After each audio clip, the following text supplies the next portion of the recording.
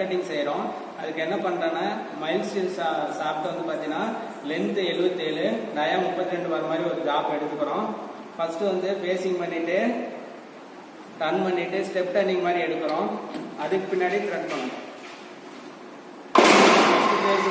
பேசிங்னா length வரைக்கும்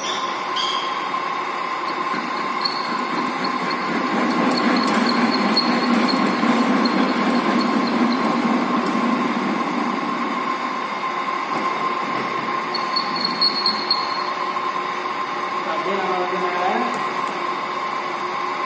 தயார் பண்ணணும்.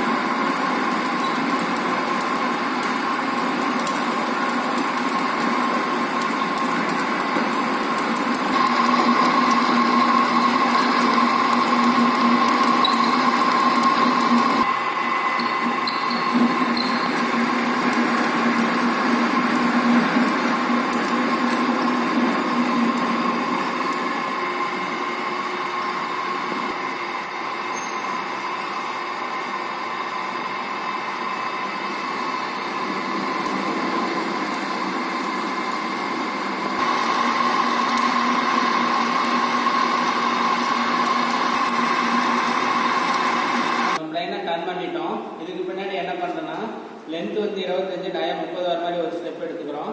அடுத்த ஸ்டெப் வந்து பாத்தீங்கன்னா டயா வந்து பாத்தீங்கன்னா 25, லென்த் 15 வர மாதிரி எடுத்துக்கிறோம். சென்டர்ல வந்து ஒரு குரு கட் மாதிரி எடுத்துக்கிறோம்.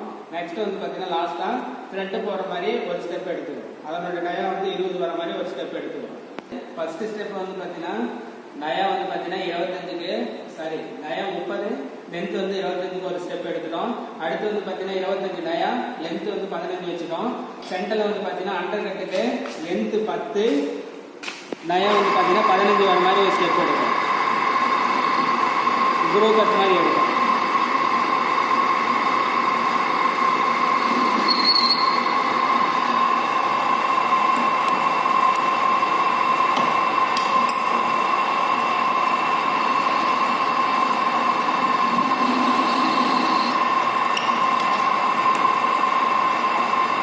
எண்டில் சேம்பரிங் பண்ணிவிட்டு டைரெக்டாக வந்து முன்னாடி ஸ்டெப்புக்கு த்ரெட் பண்ணணும். இந்த த்ரெட் பண்ணும்போது வந்து நம்ம லீட் ஸ்க்ரூ வந்து ஆட்டோமேட்டிக் கண்ட்ரோல் பண்ணுறோம். அது எப்படின்னு பார்த்துக்கணும். பெஞ்சுக்கு வந்து த்ரெட் வந்து பார்த்தீங்கன்னா எம்எம்ல இருக்குது, இன்ச்சஸில் இருக்குது. நம்ம வந்து பார்த்தீங்கன்னா இன்ச்சஸ் த்ரெட் போடுறோம். ஒரு இன்ச்சுக்கு வந்து 16 த்ரெட் வர மாதிரி போடுறோம்.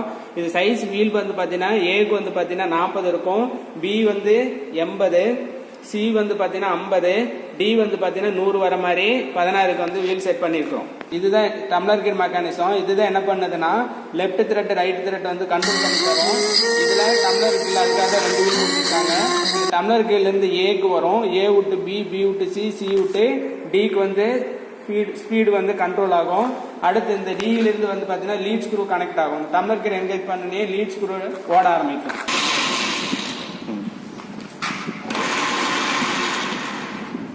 வந்து டாப்ல தூக்கிட்டா right hand thread. Right hand த்ரெட்னா என்னன்னா ஸ்பிண்டில் தூக்கி வந்து டூல் வந்ததுன்னா அது ரைட் ஹேண்ட் த்ரெட். இந்த சக்கில் இருந்து டைட் ஸ்டாக் பட்டு போச்சுன்னா அது லெஃப்ட் ஹேண்ட் த்ரெட்னு சொல்றோம். ஜாப்பை டச் பண்ணி அப்படியே ஒரு மார்க்கிங் பண்ணிக்கோ. உனக்கு எந்த இடத்துல வந்து டச் பண்ண அப்படின்னு தெரியறதுக்காக ஒரு மார்க்கிங் பண்ணிக்கோ.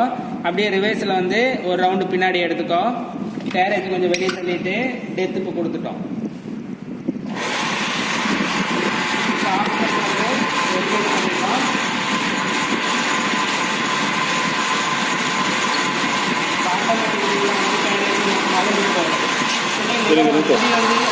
வச்சு கொடுத்துட்டோம். இப்போ திரும்ப வந்து இந்த ஆப்னெட்டை வந்து லிவரை வந்து என்கேஜ் பண்ணுறோம்.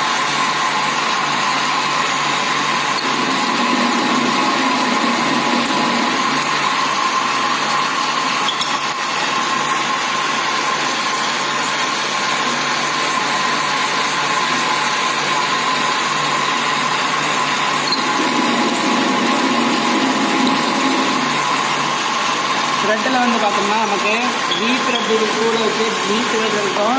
அது இல்லாத வந்து பார்த்தீங்கன்னா ஸ்கொயர் த்ரெட்னு சொல்லி 2 டைப்பில் வரும். இப்போ நம்ம வி த்ரெட் வந்து ஃபார்ம் பண்ணிட்டோம்.